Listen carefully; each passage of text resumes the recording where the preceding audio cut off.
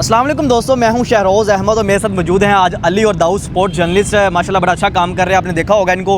हम यहां पे नेशनल बैंक स्टेडियम के बिल्कुल बाहर मौजूद हैं। पाकिस्तान की प्लेइंग 11 क्या होगी, जो ट्रेनिंग सेशन हुआ है उससे क्या चीज़ें निकल के आई, प्रेस कॉन्फ्रेंस भी आपने देखी, उसकी भी अपडेट आप लोगों के साथ शेयर किया है। आगे पाकिस्तान का इंडिया के साथ भी बड़ा इंपॉर्टेंट मैच आ रहा है, तो सारी चीज़ों पर बात करेंगे।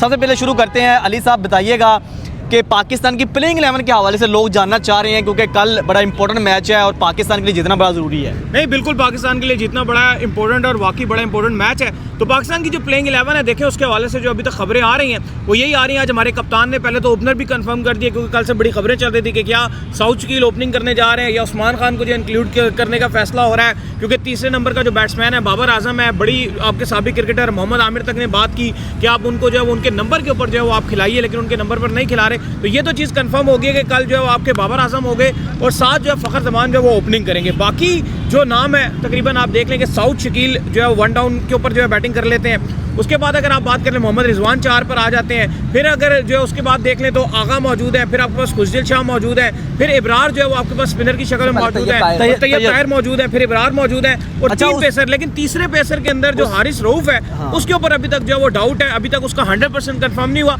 इवन कप्तान ने भी ये खुद बोल दिया कि यार वो 80% फिट थे, 100% हो गया, लेकिन आप ट्रेनिंग में मौजूद थे, अभी देख रहे थे क्या कर रहे थे हारिस रऊफ। अच्छा दाऊद भाई, ये बताइएगा हारिस रऊफ की फिटनेस पाकिस्तान के लिए कितना डिजास्टर हो सकता है, क्योंकि अभी तक किसी को पता नहीं है कि वो 100% फिट है, कप्तान को भी नहीं पता कल का मैच वो खेल रहे हैं या नहीं खेल रहे, ये भी बताइएगा। और आगे चल के उनकी इस तरह की फिटनेस पाकिस्तान को कितना नुकसान कर सकती है। देखिए, हमने हारिस रऊफ को, टू बी वेरी ऑनेस्ट, हमने हारिस रऊफ को ऐसा बनाया हुआ है जैसे कुछ शोएब अख्तर आ गया है। हारिस रऊफ की इन पाकिस्तान परफॉर्मेंस सबको पता है कि नॉर्मल सी हैं। मसला इस टाइम यह आया है कि हमारे पास हारिस रऊफ के बाद जो चौथा बॉलर है वो बिल्कुल ही ना होने के बराबर है। कोई कहता है फ़हीम को खिला देंगे, कोई कहता है हसनैन को खिला देंगे। ये 2 ही ऑप्शन है, लेकिन फ़हीम का तो आप सोच भी नहीं सकते क्योंकि वो 2 ओवर का बॉलर है, रिजवान ट्रस्ट ही नहीं करते।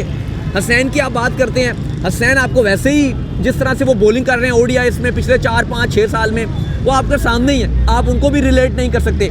हारिस रऊफ का हकीकत यह है कि आप उनको शायद खिला भी लो, क्योंकि आज भी नज़र आ रहा था कि आकिब जावेद चाहते हैं कि हारिस रऊफ खेलें और रिजवान भी कहीं ना कहीं चाहते हैं कि वो खेलें, क्योंकि ज़ाहिर है वो आपका मेन बॉलर है शाहीन, नसीम और हारिस रऊफ। लेकिन शहरोज़ रियलिटी ये है, खेलना इंपॉर्टेंट नहीं है, इंपॉर्टेंट है कि क्या वो उस पोटेंशियल में बॉलिंग कर सकते हैं। बिल्कुल ऐसे ही है, क्योंकि हारिस रऊफ का जो एक मेन वेपन है वो 145 प्लस की स्पीड बॉलिंग है।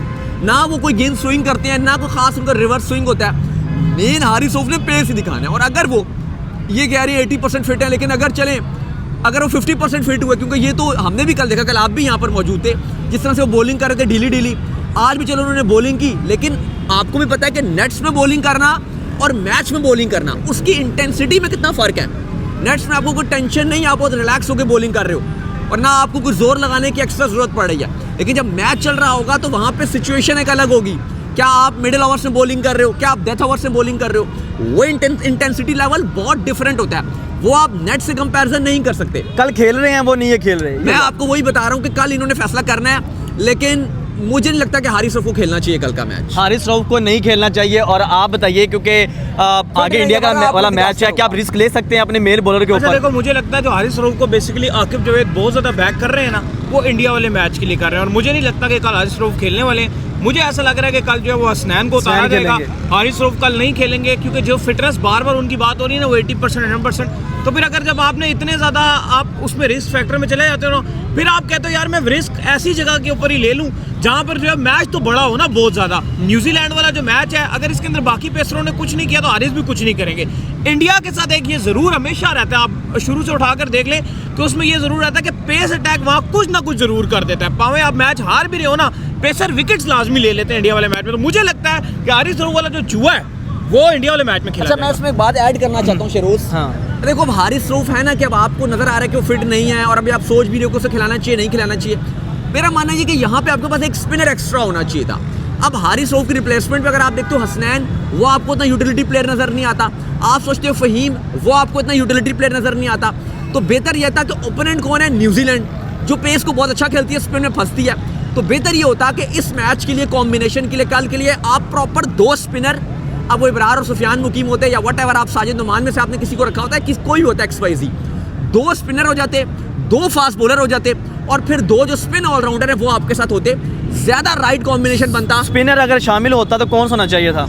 आई थिंक अभी इस टाइम अगर आपके पास करंटली मैं समझता हूँ कि आपके पास एक शदाब भी एक ऑप्शन है, उसने अच्छी बॉलिंग किया है। इसके अलावा अगर आप प्योरली अगर आप जाते सुफियान मुकीम के साथ भी आप जा सकते थे, लेकिन साजिद मैं पर्सनल समझता हूँ कि साजिद अनुमान में से आप रखते किसी एक को। साजिद, अब आपने देखा होगा कि भाई सलमान लियागा हमारे पास ऑलरेडी मौजूद हैं, तो क्या एक ऑफ स्पिनर और लाना, नहीं देखिए वैरायटी भी तो चाहिए ना नहीं, आपको। आपकी बात बिल्कुल ठीक है, लेकिन जो आप ये सलमान अली आगा वगैरह की बात करें ना, वो उस तरह के बॉलर नहीं है ना, उतना बॉल स्पिन होता है। वो एक जिसे कहते हैं ना कि एक आपके ऑप्शन है खाली, उनसे आप 4-5 ओवर डाल दोगे हर मैच में। आप कौन सा 10 ओवर करवाने की तरफ जा रहे हो आप? वो आप कभी किसी मैच में आपने 3 ओवर डलवा लिए, किसी में आपने 4 ओवर डलवा लिए, वो मिल मिला के खुशदिल शाह और सलमान अली आगा से आप बॉलिंग डलवाते हो कि बस वो हमारा जो कोटा है वो पूरा हो जाए 50 ओवर का। वो आप एक बॉलर शॉर्ट हो ना, आप सलमान अली आगा से एक्सपेक्ट करो। देखो सलमान अली आगा से हम बैटिंग में एक्सपेक्ट करते हैं कि वो हमें करके देंगे, जो बॉलिंग है वो आपको प्योर होने चाहिए। और मेरा दूसरा एक और भी मानना है कि आपका जो नंबर 7 वाला ऑप्शन था, जैसे खुशदिल शाह को आपने नंबर दिया है, वो उसमें बेहतर ऑप्शन हो सकता था कि आप शदाब को दे देते, क्योंकि जिस तरह से जितनी बैटिंग खुशदिल शाह कर रहे हैं उतनी बैटिंग शदाब भी कर लेते। और बॉलिंग भी आप देख लो, अफगानिस्तान के अगेंस्ट लाहौर में 3 विकेट्स उन्होंने लिए हैं। आपको क्या लगता है कि शदाब बेहतर थे या फिर खुशदिल शाह? यार मुझे तो लगता है देखो शदाब होते तो शायद ज़्यादा बेहतर होता, खुशदिल शाह कुछ कर ही नहीं रहा। और फिर एक और ऑप्शन मुझे जो लगता है जो पाकिस्तानी अवाम ने बड़ी ज़्यादती की है जिस बंदे के साथ, वो है इफ्तिखार। मुझे लगता है कि इफ्तिखार को भी होना चाहिए था, क्योंकि इफ्तिखार को आपने ट्राई कर तो लिया, और कितना करते, मतलब मैं असल जो उस बेचारे को गालियाँ पड़ी है ना, वो पड़ी है जो इंडिया वाला मैच था ना, जिसमें वो 10 बॉलों में 20 नहीं कर सका, जो यूएसए में था, वहाँ से उसको गालियाँ वहाँ पे तो बहुत सारे आपके क्रिकेटर्स की गलती है। लेकिन मेन इफ्तिखार का जो कैरियर हर्ट हुआ है ना, वो उस मैच की वजह से हुआ कि 10 बॉलों पे 20 वो फिनिश नहीं कर सका। लेकिन वहाँ पर तो सारे ही नहीं कर सके, वो आप वाली बात ही है। ना रिजवान ने वहाँ पर कुछ खास किया, ना बाबर ने कुछ किया, लेकिन इफ्तिखार ओडीआई में आपको करके दे रहा था। ओके, इंपॉर्टेंट क्वेश्चन आ गया जी। अगला मैच इसके बाद इंडिया के साथ है। चलो ये तो हो गया, ये हारे जीते डिपेंड तो करता है, मतलब बहुत ज़्यादा इसका असर होगा। लेकिन इंडिया वाला मैच पूरे पाकिस्तान इंडिया में जो है वो इसकी बहस छिड़ी होती है। इंडिया के पास 5 स्पिनर हैं, पाकिस्तान अपनी फास्ट बॉलिंग पर रिलाई कर रहा है। ऑन द डे ये दोनों मैच टीमें जो है इक्वल हो जाती हैं। आपकी क्या तज्जिया है इसके ऊपर? देखो यार, ऑन द डे बात आपकी बिल्कुल सही है कि ये दोनों टीमें जो इक्वल हो जाती हैं, लेकिन मेरा ये मानना है कि इंडिया इस वक्त पाकिस्तान से बहुत ज़्यादा स्ट्रॉन्ग टीम है। ऑन द डे आप कह दें कि इक्वल ये वो उस तरीके से, लेकिन जो कम्बिनेशन है इस वक्त इंडिया का वो बहुत मजबूत है। जसप्रीत बुमराह के जाने से हमें बड़ा फ़ायदा हो सकता है, क्योंकि वो एक मेन इनके बॉलर थे जो बड़ी विकेट्स लेते थे। अगर पाकिस्तान की पेस बैटरी ने कुछ नहीं किया ना, तो अपने बैट्समैनों से आपने इंडिया वाले मैच में बहुत उम्मीदें नहीं लगाई। अच्छा, ये बताइएगा कि मुझे इंडिया ने 5 स्पिनर जो है वो उनकी ट्रिक है, या फिर वो कहीं ना अपने जाल के अंदर फंस जाएंगे? देखो मैं इसमें 2 बातें करूंगा। जो इंडिया ने 5 स्पिनर्स रखे हैं, देखो ये 5 थोड़े से ज़्यादा स्पिनर ज़रूर हैं, जो देखने में 5 स्पिनर लग रहा है। मुझे लग रहा है उनमें वाशिंगटन सुंदर का एडिशन ज़रूरत नहीं थी, 4 भी होते तो बहुत था।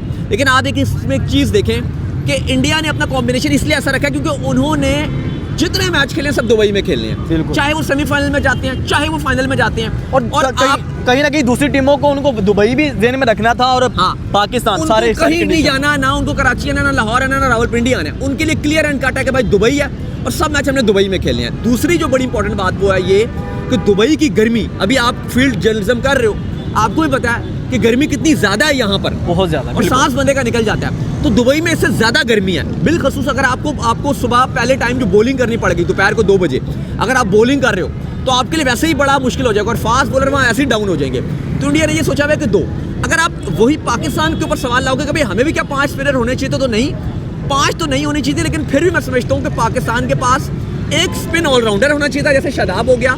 एक प्रॉपर स्पिनर और होना चाहिए था इब्रार के साथ, जैसे साजिद हो गया, नुमान हो गया, या सुफियान मुकीम हो गया। इन तीनों में से कोई एक, चलो सुफियान को रख लो आप, सुफियान मुकीम और शदाब होने चाहिए थे। और अगर आप मुझसे पूछते आउट किसको करें, तो मैं पहले तो सीधा फ़हीम अशरफ को आउट करता, और साथ आपको हसनैन की भी ज़रूरत नहीं है। बाबर की परफॉर्मेंस बड़ी ख़राब चल रही है, फैंस बहुत ज़्यादा नाराज़ हैं। क्या लगता है कि उनका नंबर चेंज करना ठीक था, या अभी उनको रन्स करने पड़ेंगे? क्योंकि अगर नंबर 1 डाउन आता है या ओपनिंग आता है, उनके रन्स करने पाकिस्तान के लिए बड़ा ज़रूरी है अगर पाकिस्तान ने चैंपियंस ट्रॉफी जीतना है। तो बाबर की परफॉर्मेंस के बारे में क्या कहें? देखिए बाबर की परफॉर्मेंस, बात तो ये है कि नंबर 3 पे भी वो रन्स नहीं बना रहे। बहुत ही टाइम हो गया, पिछले 1.5-2 साल से तो नंबर 3 पे भी रन्स नहीं आ रहे। अभी साउथ अफ्रीका में कर क्या है ना, वो टेस्ट में उन्होंने किया था, वो विकेट कितना फ्लैट था, वो आप देखिए, वो भी हम मैच हार गए, वो विकेट कितना फ्लैट विकेट था।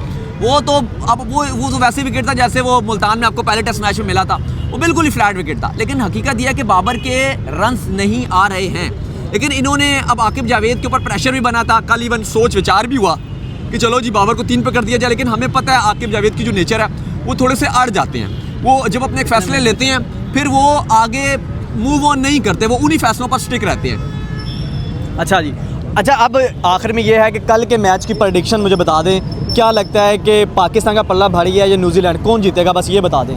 देखिए मुझे लगता है कि आज एक जो बिग ब्लो है न्यूजीलैंड के लिए वो लॉकी फर्गुसन था, क्योंकि वो पाकिस्तान के ऊपर एक्स्ट्रा प्रेशर बना सकता था, क्योंकि विकेट अभी हमने देखा है बिल्कुल फ्लैट विकेट नज़र आ रहा है। और यहाँ पर जो न्यूजीलैंड का लॉकी फर्गुसन था जो 150 की स्पीड से बॉलिंग करता था, वो बहुत इंपैक्ट डाल सकता था, वो हो गया बाहर। काइल जेमिसन अब कल पहुंचेंगे लेकिन वो अवेलेबल नहीं होंगे कल की 11 के लिए।